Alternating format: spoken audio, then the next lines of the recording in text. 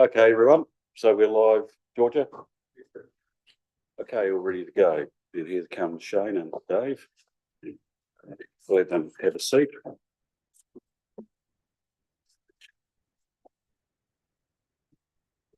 Okay, welcome everybody. We have Linda online. Welcome, Linda. And to those who may be watching from the public gallery, YouTube, welcome staff to Alan and everyone around the table. So this afternoon, broadcast live from Council Chambers is a briefing on the Head Start process and after we ended up, what our next steps might be. So I'll hand it at this point over to Simon for an intro. Thank you, Mr. Mayor. So welcome everybody. So today is really to provide you with a snapshot of where we are as a region and where Buller sits within that, and also the national picture as we know it today. So it's also an update on the conversations we've been having with government through MCERT since last week's decision, and we've tried to gain some clarity around Buller's position and what that means for us. There's a lot to think about if the West Coast Head Start proposal goes ahead, the detailed design phase, particularly if there's going to be consultation with our community without us there. So what does that mean for us? Council also needs to think about the other streams of work that are ongoing, obviously not least of which is the establishment of Coast Waters, planning for growth through the regional spatial plan, the royalties conversation. All these things obviously are still continuing. But just to emphasize, staff have stopped work on Emling Head Start, so we're not doing anything else until we get some direction. We're not part of any conversations at a staffing level with colleagues on the coast, but we thought it was important that we brought this briefing to you today. And apologies for the late notice, and apologies it's at this time of day over your lunch, but given how fast this is moving and the importance of this, we thought it was good to get you up to speed and give you the opportunity to ask questions of us as much as we can provide answers. But I guess at the end of this, it will be over to the table to decide where to from here. So this one I'll hand over to Paul, who will take us through some slides, which you'll have in your pack anyway. But over to you, Paul. Excuse me, Paul, how do you want to do this? Questions as we go or at the end? I have a very, very small PowerPoint. It's like four pages or 4 slides. So it should be pretty easy to work through, but feel free to ask questions on the way through if there are any. Absolutely. Cool. So since last week, Monday, this is just an opportunity to give you a little snapshot, as Simon had indicated, start with Rock Hills on this, but we were requested to get some clarification from MCERT, so that's all the only action we've undertaken. So since last week, Grey, Westland have submitted a Head Start proposal to the government last week in advance of the deadline, which was supported by Putini Ngāi Tahu and the West Coast Regional Council with letters of support. Their preferred model remains the West Coast Unitary Council, involving the Buller District, Grey and Westland, and obviously the functions of the Regional Council as well. Which leaves us with that question of where does Buller sit? So we've obviously heard the advice from MCERT on the way through this process in terms of the backstop, etc. From what we can ascertain, we are now referred to as an unwilling partner in a proposal. Which is quite an important differential between backstop and an unwilling partner in a Head Start proposal. So this is coming through in the documentation, both from MCERT, I think is where it first showed up last week in communications. But I'll explain it in terms of we're not alone in this space at a national level by any shot. So we got asked to just send an email to MCERT, try and get some clarification on what this actually means. Like, what does this mean for us? What does this mean moving ahead? So we sent an email through to them with a series of questions.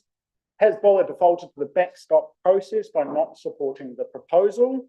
And subsequent to that, or would Buller still be included in the detailed design as an affected non-participating council? So obviously a big delineation between those two. If so, what participation, representation and governance forums and workshops are there available to us? How will participating and non-participating interests be balanced?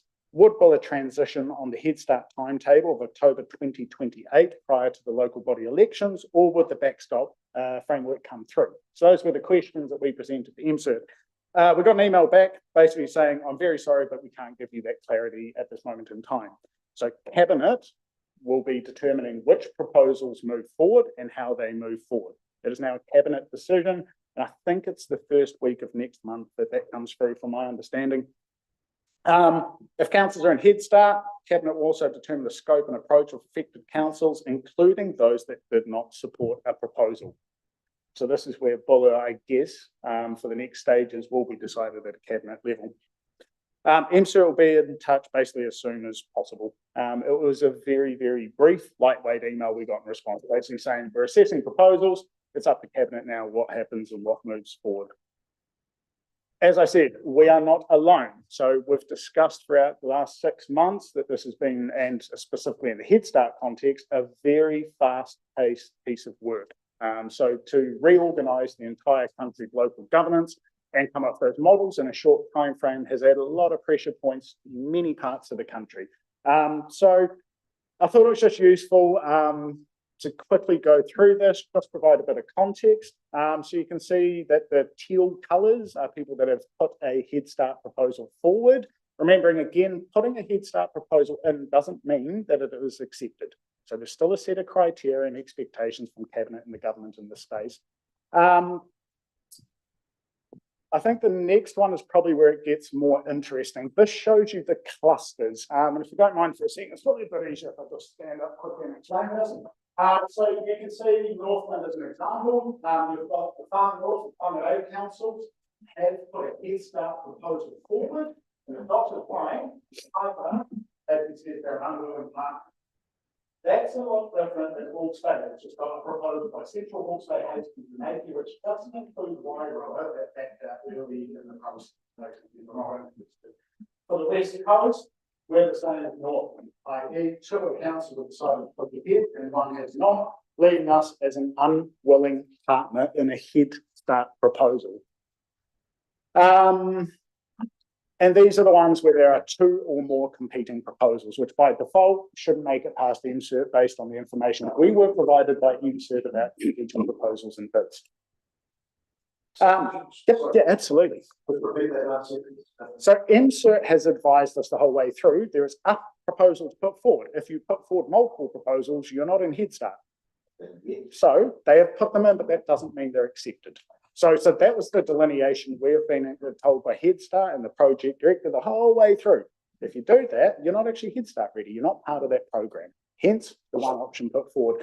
So by default, we would expect the same for Southland, Otago and Wellington to be told your Head Start proposal has to be 1. We're not taking 2. That would be my expectation. And that is literally that in terms of updates since last week. So this is a really useful map from Martin Jenkins. There's obviously a lot of stuff starting to come out through different media channels and now as well. Thanks, Paul. Simon, do you have anything to add? No, I mean, I guess, as I said before, yeah, we can't go any further. We don't have a mandate. There's no conversations happening at a staffing level. However, it's, I guess, at a governance level, there are things that would be open to you if you want to do something about communication with government going forward. This isn't. That's why this isn't. We're not seeking direction from you like a workshop. We're not presenting options for you to consider because we don't. We need direction. We don't know what the options are. So it's really up to I guess through you, Mr. Mayor, through the table, have that conversation. And we'll see where we go from there. This was really just to bring everyone up to speed and the ability to ask questions. So I guess my observation is, since we took our vote based on the information that we had at the time, not much has changed in terms of having any more information that we had at the time, certainly from the government or from MCERT. I was asked the question, I think Alan asked me the question the other day about mayors, chairs and iwi. So what happens with that? Well, nothing's changing with mayors, chairs and iwi. That is something that will continue. But of course, when it comes to Head Start, I wouldn't expect that that's going to be something that is discussed there. Certainly with Laura in the room, unless the other councils talk about that. Even so, if I was in the room and they did start discussing that, at least now's the time where because we're we didn't decide to go through with a proposal. That it's not something that I have a mandate as mayor, or for that matter, the deputy mayor who was involved in that Head Start process as well, can really get involved in, which is a bit of the dilemma. The other thing too, I'm certainly of the opinion that Greymouth and Westland going forward and evaluating the one unitary cost across the council, which was what the proposal was all about, was evaluating that as the first proposal.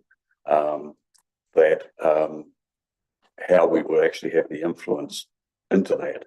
And certainly Graham Westland will need information from Buller that could only be supplied by staff, so that whatever modelling is actually done at the end of the day, if they're accepted in the Head Start, that modelling is actually robust. Having said all of that, one of the questions I put through to Simon and Paul last week to ask MSIRT was if Westland and Grey go ahead on their own, and whether they do involve us or don't involve us, do we get the opportunity at some point to actually look at that model ourselves and see whether it's actually, a strong model, the outputs, do a stress test on it if you like. So we've got all of those sort of dilemmas. We can sit back and do nothing and say nothing. And when it comes to mayors, chairs and iwi, I can recuse myself, leave the room and go and have a coffee while they're talking about it and just let them get on with it. So they're problems, from my point of view, in representing this table of mayors, chairs and iwi, as the process kicks off, if it's accepted and they start to work through their modelling. They will be making demands, I would expect, on our staff for information.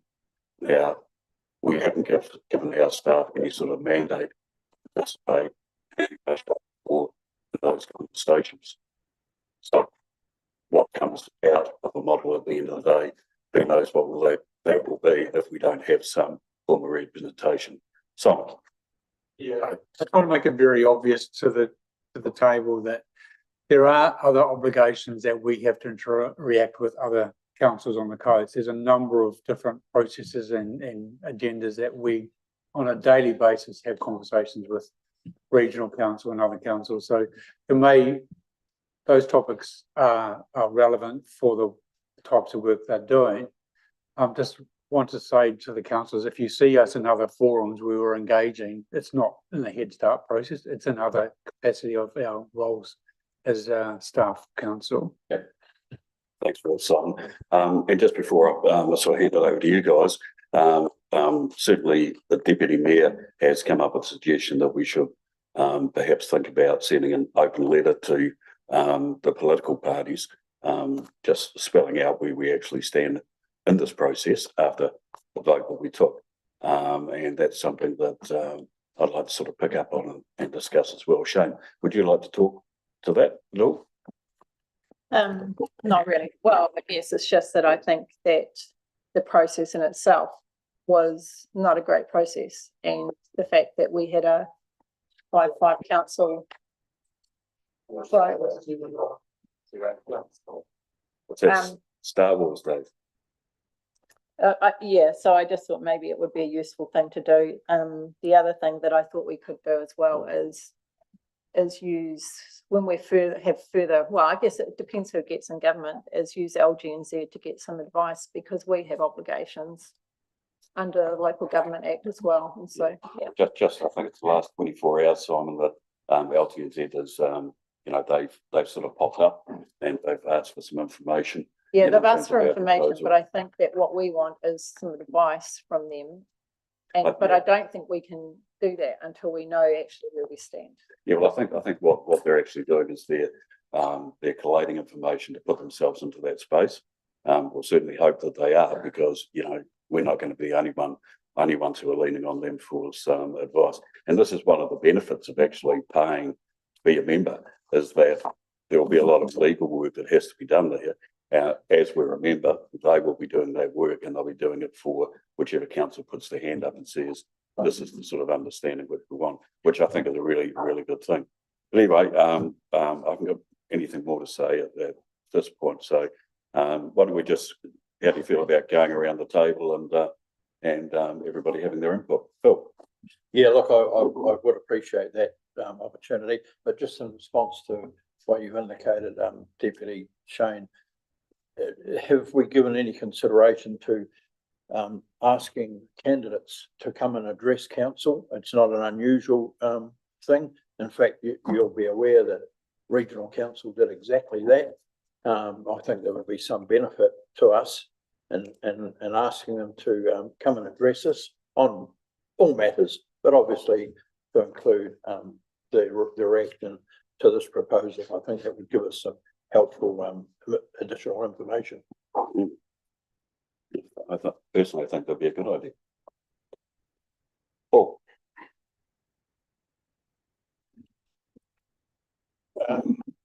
That we consider to be against local government reform. It's not the word they use, but it's the intent. I heard that at our workshop discussing this, that most here were for local government reform. They just weren't in favour of an amalgamated One Coast Council. And I certainly agree with that. This area has been neglected by West Coast Regional Council, and I heard others at the workshop expressing exactly the same thing, that a unitary council, a unitary Buller District Council with the functions of the Regional Council and one authority here would be a wise idea for this area, particularly in hindsight of the depth of neglect that this area has had from West Coast Regional Council since its existence beginning in 1989. I'm sure that politicians and their heads of department in Wellington are totally unaware of what this region is. It's unlike any other in the country. It's remote. For those that lived here a long time, you'll have been on courses and away at places and meet people, and someone will say to you, do you know Jim Smith? You say, no. So where does he live? And they say, oh, he lives in Harry. And and you think, they just see the West Coast as being one small microcosm of population, when it's not. We've got different geographical boundaries, and local government reform is seriously needed, but not of the form that's been suggested by people that I'm sure are unaware of our particular needs in this area. We should volunteer to be a guinea pig council. Leave us as unaltered, so that in 5 years' time we can look back at those that have amalgamated and see if it has given them any improvement or not, because I guarantee it will not. It will add huge costs. The figure that I quoted, 6 million, which the Deputy Mayor disputed and thought it related to the TTPP, did not. It was the Martin Jenkins assessment. Point of order, actually, I knew what report it related to. It's just an old figure and it was inaccurate. That was my point of order. You were giving out a figure that was going to be a whole lot more. As I recall, that was correct. Carry on, Paul. The weddings use the word TTPP, like clearly. The 6 million figure in today's terms becomes 8. We'll be aware of the 200,000 given for the TTPP costing government grant, something that's cost 5 million, and we had a blowout to 15 million. If it costs 15 million to amalgamate 3 documents into one, 3 district schemes in TTPP, and they think that 6 million upgrades to today's figures, 8 million, is going to be the cost of amalgamating to all coast councils, then I say people will think pigs may fly, because it certainly will not be anything like that. And if it blows out to the same extent, then the 8 million multiplied by 3 is 24 million. The $24 million cost on our ratepayers, on top of the cost of the walls, not yet fully on their rate demand. Yeah, that thing, Paul, in the proposal, and it was quite specific that we were looking for financial support to be able to go forward with any evaluation of the proposal that was in there. So had government said, no, you've got to pay for all of this, then, we would have had a dilemma, because we can't afford to pay for it all. And neither can Westland and neither can Grey. So it'll be interesting if the government says, yes, you're in Head Start, after they've read the proposal, whether they front up with the checkbook for Grey and Westland. Because I would suggest if they don't, then Graham Westland will have a big problem with that, as you describing that we would too. It just makes me wonder whether the intent of government is to have an income stream, because out of the TTP cost, if you analyse it, out of the, I estimated once it was going to be 25 million paid off over a 30-year loan, but they've cut it back to a 15-year loan, which amounts to about the same outcome. To get that money in by rating, the government gets 15% off the interest. The cost of the TTPP largely went in wages, of which the government gets PAY. You start adding all the tax together, and more than 50% of it goes back to the government. Can I just ask Simon a question, Simon, on this, or either Simon, Simon says, on the spatial planning that's coming up that needs to be done. I mean, I know there's a bit of a conversation going on about whether regional are going to lead that or whatever, but is that something that's going to get as big and lengthy and costly potentially as what TTP has got? It is a much different exercise than the TTPP. The easiest way to think of it is the TTPP is the Bible and the rule book. This is at a higher order. It's more looking 30 years ahead and doing a planning exercise. So there is no way that dollar figure, the implementation over 30 years is a dollar figure that none of us have a finger on at the moment. To undertake the regional spatial planning, it's a planning exercise, but not TTPP planning. So there's a distinct difference between that planning towards legal planning within the TTPP. So get some ideas, Paul. So the key, What do you think we should do? like I said, volunteer to be a guinea pig council to remain unaltered, or become a unitary council in their own space and use this as a benchmark to gauge the positive effects or otherwise of the government's forced amalgamation. It's called voluntary, but they've been led down a track that seems to be the only option. Right. And we can make another decision in 5 years if the benefits that they say will happen do.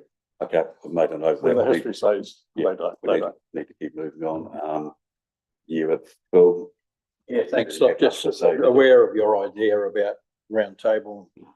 Only got half an hour to go. Yeah. So a couple of things I want to raise. Obviously, I was disappointed that, call me naive, when the government first announced a review of local government, I naively thought that it was going to give us the opportunity to look at a range of options that best suited our community, not be tied into, as it transpires, that if you don't, this is all about just amalgamation and little else.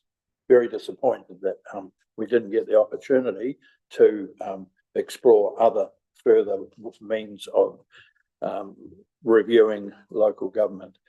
I will note that in terms of those who have put in Head Start proposals, I believe that we should have put in a Head Start proposal for a single unitary authority for Buller. I fully accept that Cabinet were probably not going to approve it, but had we done that, we would not have been the only council. There are councils who put in a Head Start proposal that won't get over the line.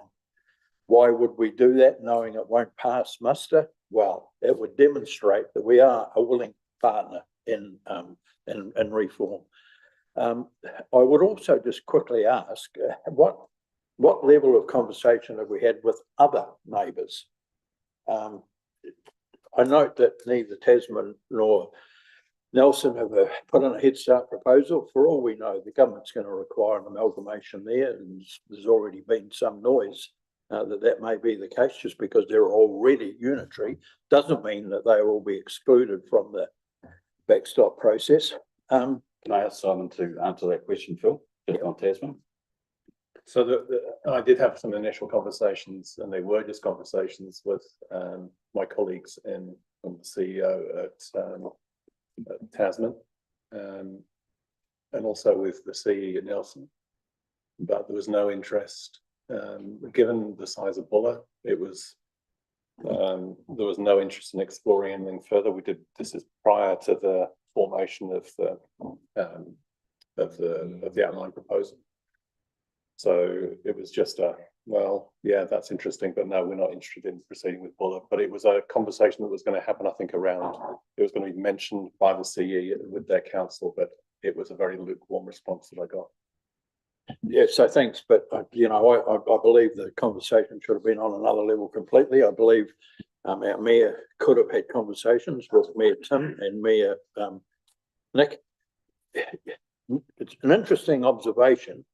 Don't read too much into it, but just say, I know that Nick was keen on getting Tasman unified.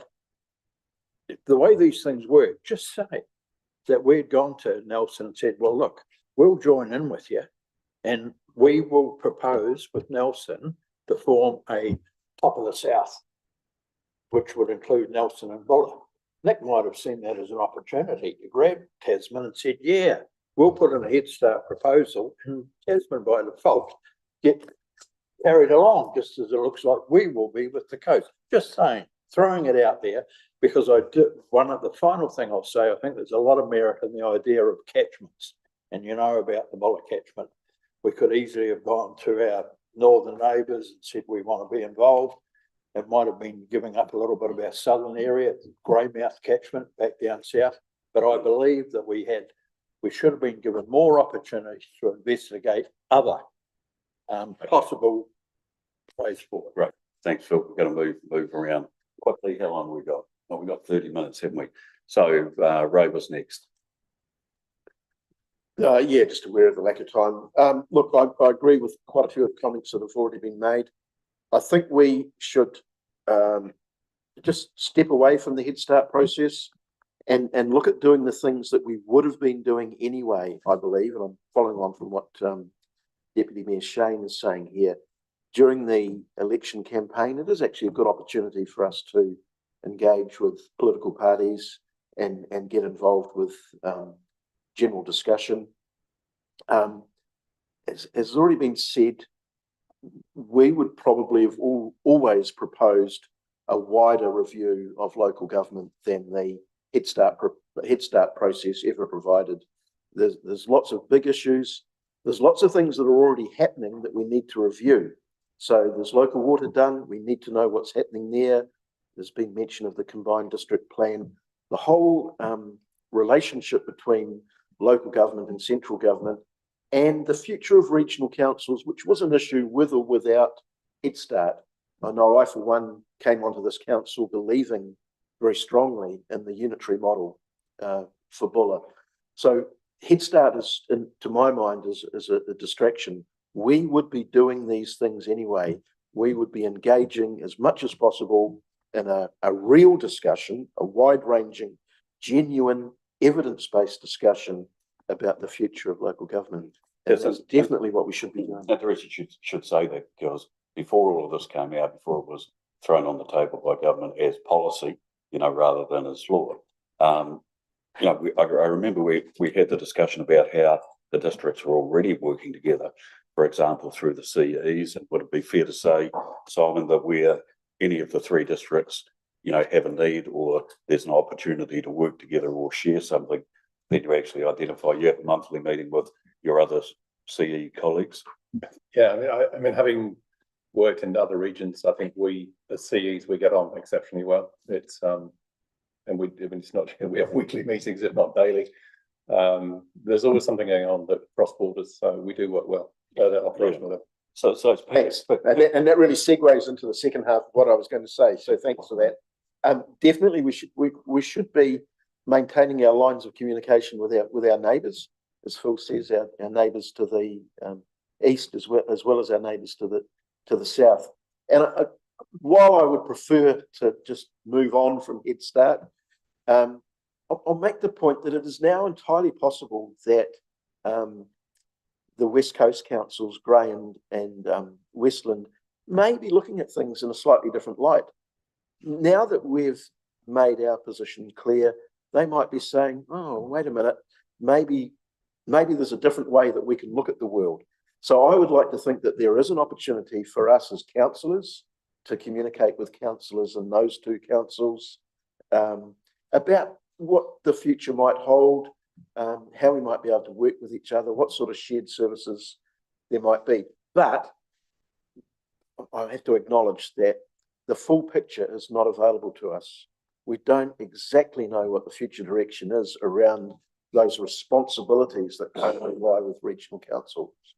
And of course, I'm not saying that I'm not predicting the outcome of the election, but there could be, and you know, let's face it, under MMP, you always get a change of government every 3 years.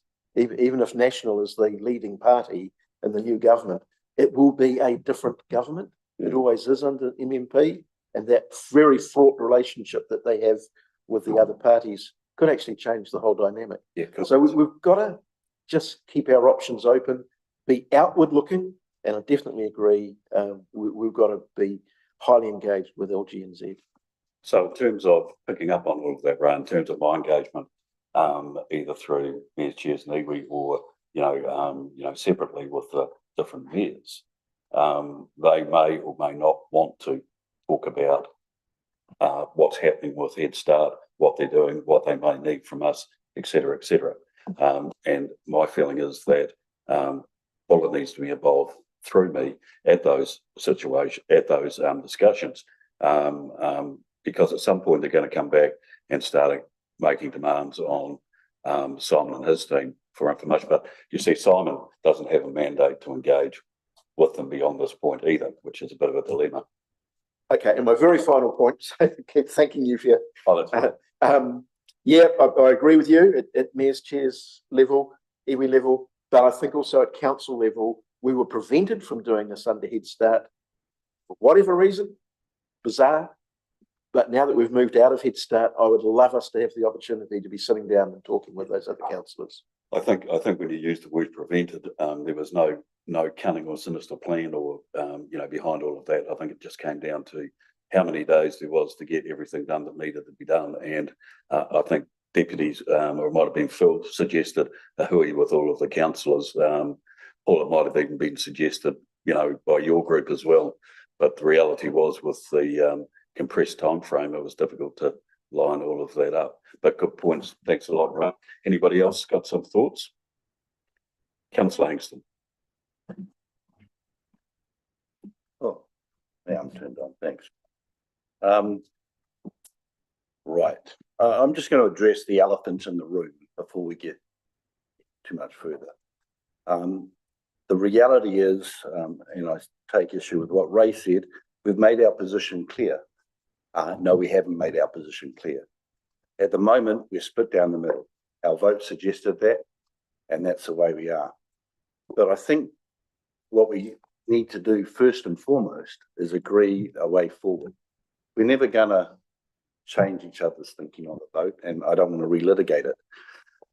But we need to have a way going forward. Sitting back and doing nothing, I don't believe is a good solution. I think what we need to do is say, okay, those are your points, these are ours. Where do we agree? And I think if I could speak for everybody, I think we all agree that local government reform is needed. If we can, then we should note that down.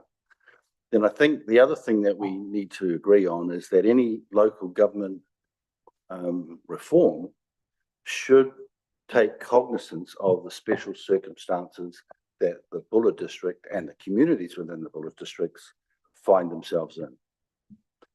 And thereafter, I think we should agree or find some common ground where we can say we are concerned that we may lose the voice of our communities.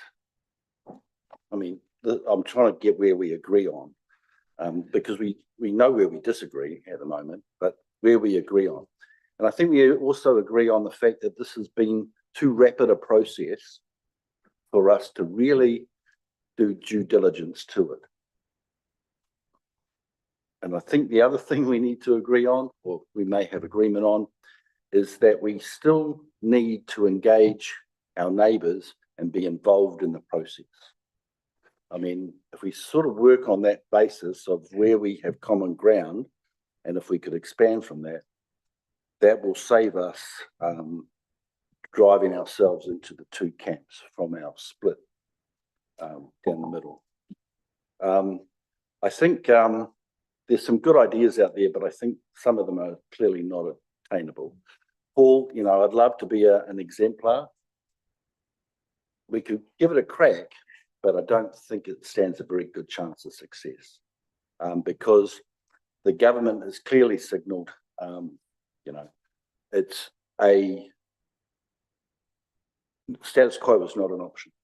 So status quo is not an option. So, and you know, the reform to go into a unitary Bulla council would be an expensive process to set up as a short-term exemplar.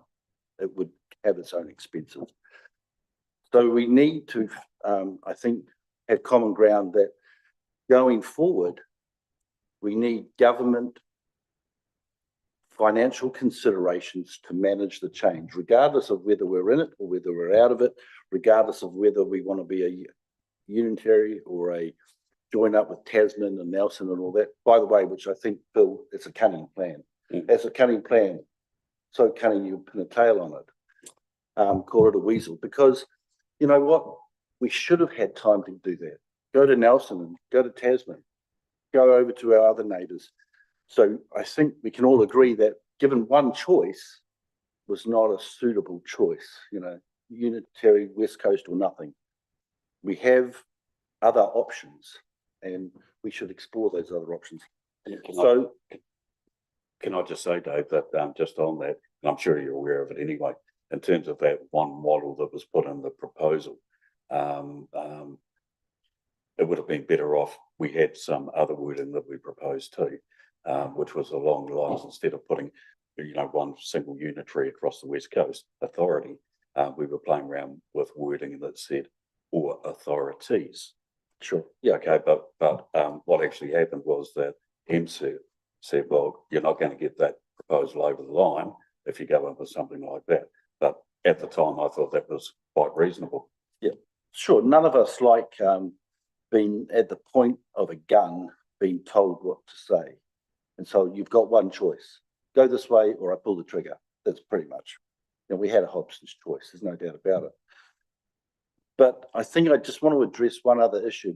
And I don't have any great plans about how we're going to solve this. I know we need some sort of memorandum of understanding formalised with our other neighbouring councils and teams. But I would say that there is no, I don't have confidence, and I don't mean to insult you, Mr. Mayor, or the Mayor's Chairs. I don't have confidence that the Mayor's Chairs and iwi's forum is going to be the forum that drives this. I believe the forum that will drive this will be something in the order, will be government determined, something in the order of a transformation or change management team that will be appointed, whether it's self-appointed by Gray and Westland or not. You can't, how shall I put this without being insulting? That's all, I'm always. Oh, the other mayors would be okay with it. Yeah. Mayors are elected like councillors on popular vote. They're not elected because of merit. They're not elected because of experience. They're not elected because of expertise. That's what our council staff are elected for. No, they're not elected. That's why. Our council staff are appointed for. So I just, in the nicest way possible, say that I don't believe the Mayor's Chairs and iwi's is going to be the forum that takes us through to a successful outcome. It's going to be a specifically qualified commissioner or transformation office or something that'll be given that task of taking it. It's too important, quite frankly, to give it to amateurs, gifted though they may be. Yeah. I think Mayor's Chair and iwi will sort of sit above whoever is actually brought in, like the sort of exercise. Correct me if I'm wrong, Paul, but I think the plan was that somebody like yourself and Ash, and they would have that team again. Yeah, I get it. Their job would be, the transformation people would be, their job would be to report back to the Mayor's Chairs and iwi's. So I like your idea, and I'd be interested if there's any objection to it, of given that we're sitting outside the other two councils on this, and we know that there's going to be discussions had, we know that there's going to be things that our staff are going to be asked to do, and if they're not involved, then where do we end up? that sort of letter of understanding, or what did you call it? It's a memorandum. of understanding. Memorandum of This is understanding. an option other councils that have opted out. Yeah, so maybe that's something that we should think about pulling together and putting to the other districts to say, well, hey, the door's not shut. We're here to help you through this process for our benefit at the end of the day. Yeah, the basis of that memorandum would be firstly that we get some consensus on what we want to achieve going forward. And it's not to revisit going into Head Start. It's just to achieve the consensus that say, we want to be engaged. We want to do local government reform. We want to work with you. We want to have an understanding and be involved and be informed on the process, and just state those things that we can all agree on going forward. And I just want to end with one thing. Like I said, I don't have a solution to the way we find ourselves, but there seems to be a base assumption that we've been the masters of our own destiny in the Buller District Council or the district area. We are not. The government sets the parameters for our success or failure. The government, central government, tells us how we run our business, and they are continuing to tell us how will run our business. So we're not the masters of our own destiny. We can only influence the masters in central district, central government, I should say. Thanks, Dave. Dave Hawes, you've been very quiet today.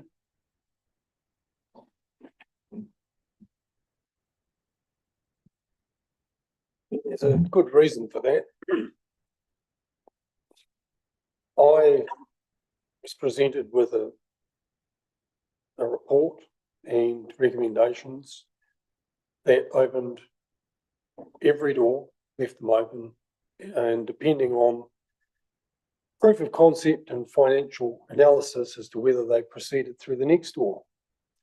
So that all it was doing was voting for an agreement to look at all options and to do the analysis of the data sets and do the financial analysis of whether it was going to be a financial improvement or it's going to be a retrograde step. And that is what you would call incremental improvement of a council structure, which is what this whole process about council restructure is. So I've kept quiet here because, as I would imagine the staff that work through this process probably feel, that what is there now for us? What determination have we got to represent the people that put us here to make the decisions? We tried our best to try and keep every option open so that everybody could have feed into the process, and that door was firmly shut. Because, and I've sat and I've listened here, and I'm not being disrespectful to people, but there is no answer here for where the way forward lies. I haven't heard a single comment from the people that decided not to go through this process that leads me to have any confidence that there is any other pathway forward. This is just pie in the sky stuff. This allowed us to gather data and to follow processes to actually determine facts. Now I'm left with opinions. So I don't have a lot of, but taking out of the things that I have heard across the table, one thing around, and Deputy Mayor has said a lot of times, that if Westport gets one more flood, it's basically kaput. We'll struggle to get through it. What that demonstrates to me is that in terms of resilience going forward, all communities need to have a wider stance, because that's the way that we'll be able to get ourselves through natural disasters that are coming our way. So the one thing that I do take from that around the unitary council based on the West Coast is that the same scenario applies there as well. You get an alpine fault movement, potential tsunami travelling up the coast, and you've got a disaster and no response left. So it's effectively going to a unitary one West Coast leads us into the direct view of a gun barrel. So it isn't the answer either. There has to be a wider answer to this whole thing. And I know that that's probably what's going to happen as these councils get into these head starts, that we're going to have to start looking at what local government looks like across the country that allows us to have the most resilience, not to have a regional focus. We have to get past this. We have to get to a point where local government gives us the best options across local areas, but supports us at a bigger space. So get your head around that, people, because that's what we're looking at here.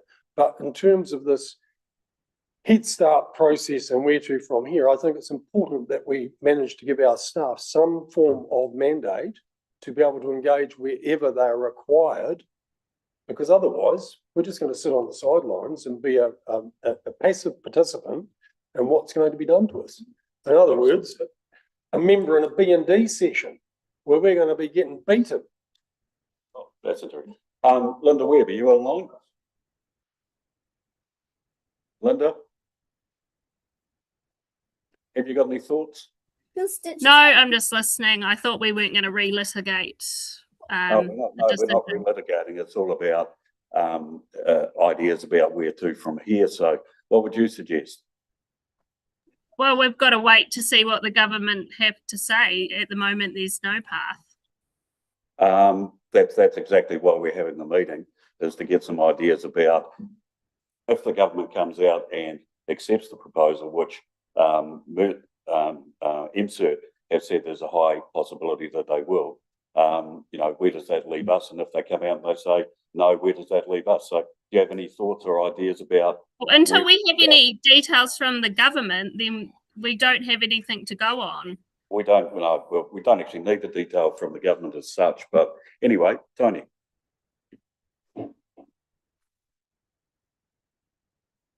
Right, that's your 3 minutes are up. You turn the microphone on and then do it again. You can reclaim your time. Is your mic on, Tony? Okay.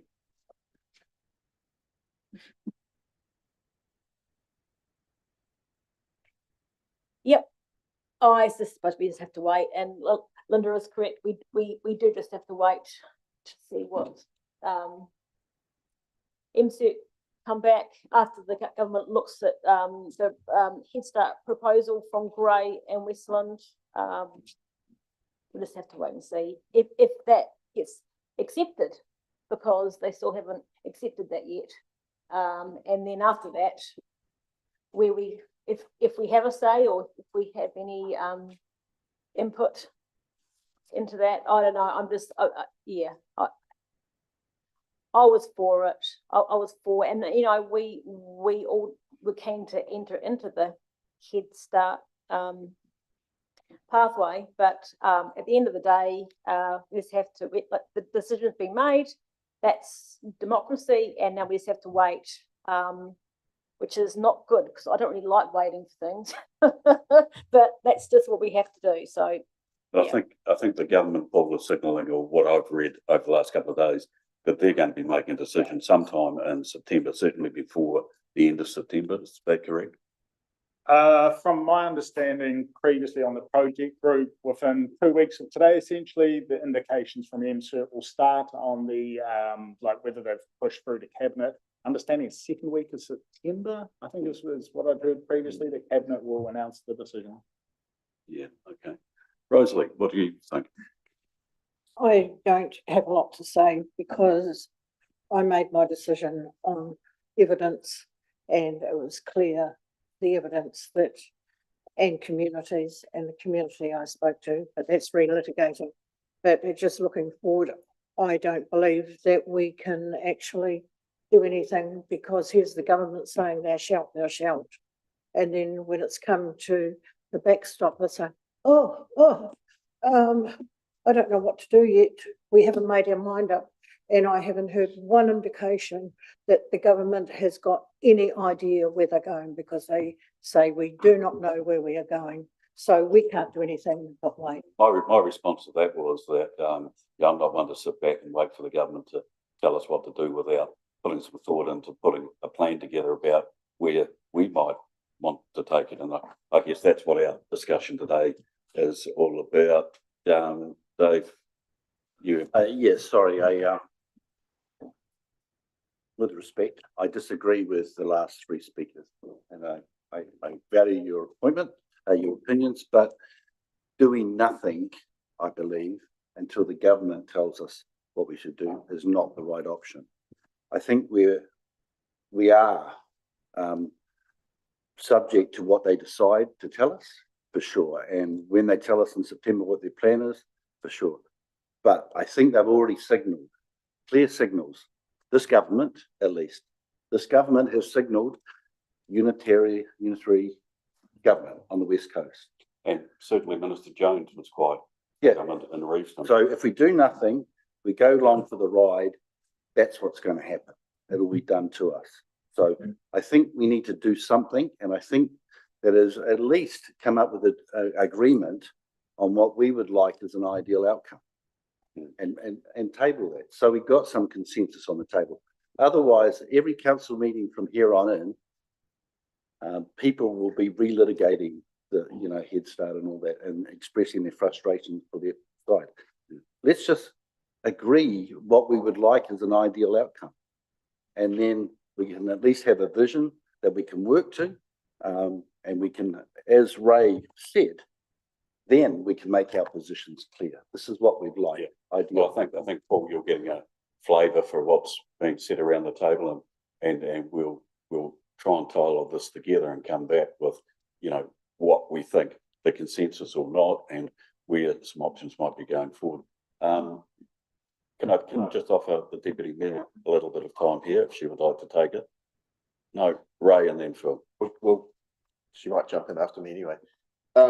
Look, you're just following on from what Dave's saying. I think, might be wrong, correct me if I'm wrong.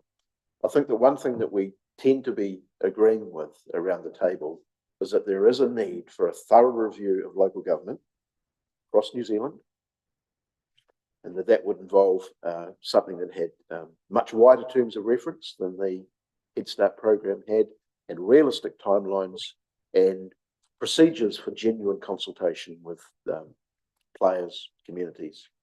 And I think that's and I know that sounds like quite a vague position, but it is something that we can agree on and something that we can push.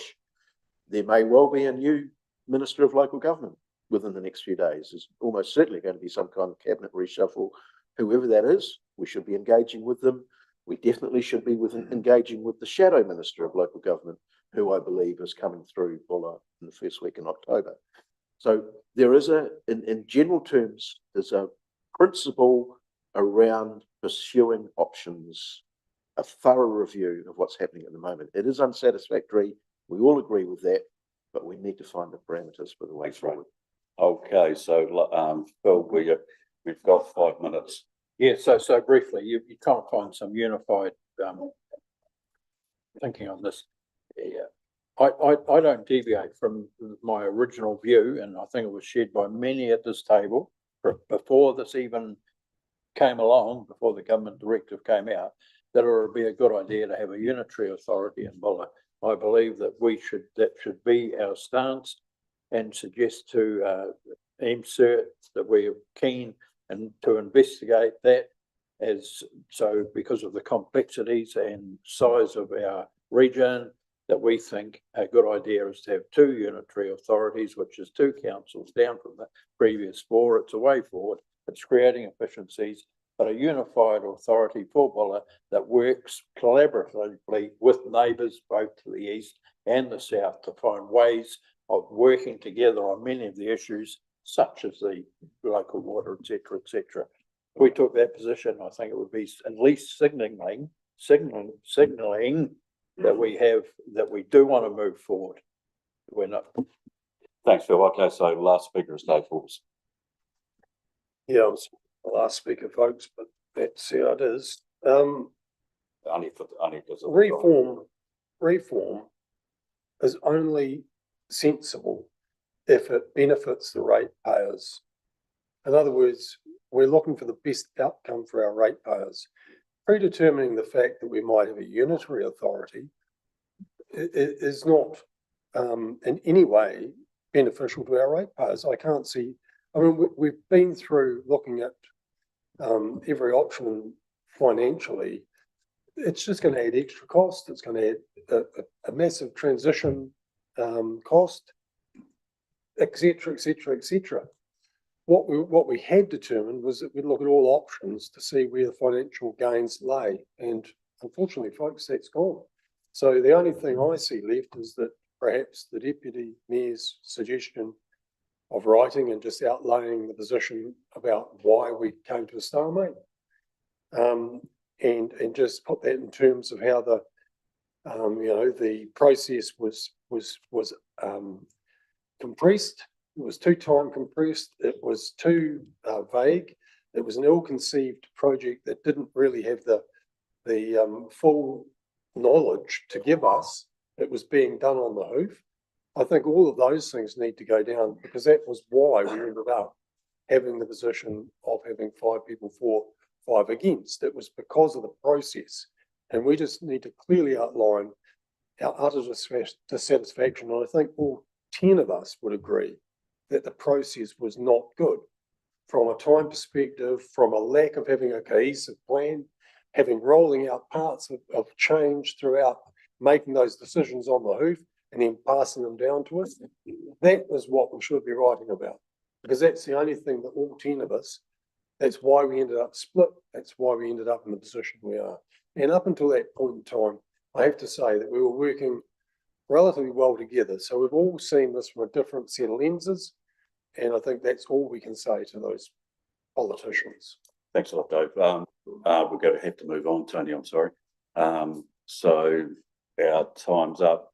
Thanks, everybody, for, sharing your thoughts on this. Paul, does that help us? I'll just put some notes out to the group and just And then wait for we'll take it feedback from from there. the councillors. Okay, it's fairly great.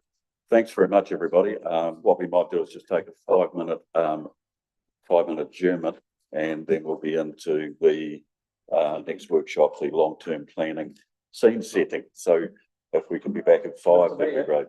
Mr. Mayor, just for those of you who aren't keeping up, Chris Luxon is still the MP. It's what? He's still the.